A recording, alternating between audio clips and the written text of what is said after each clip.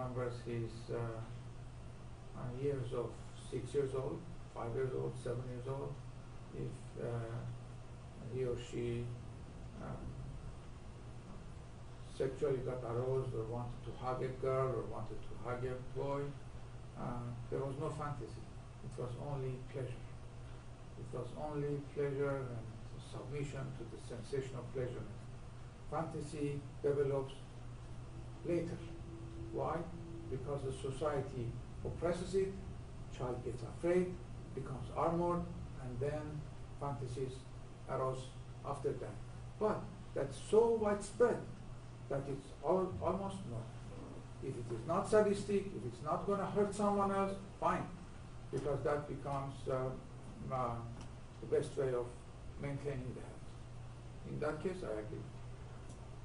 For the present situation, that's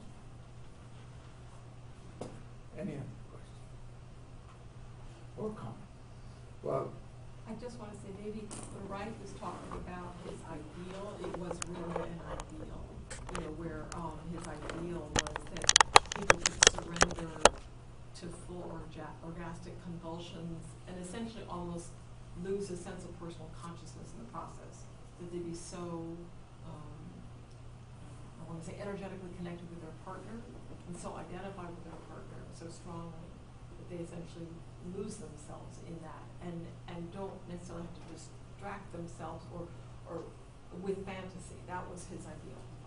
Now, that's obviously not everybody's black and white, maybe, or it's not that easy to accomplish maybe that. And maybe it was just an ideal and really not reachable, but that's what he thought was the truly unarmored individual, a person who would so identify with their partner that they could surrender fully, so that the orgasm becomes more of also a spiritual experience.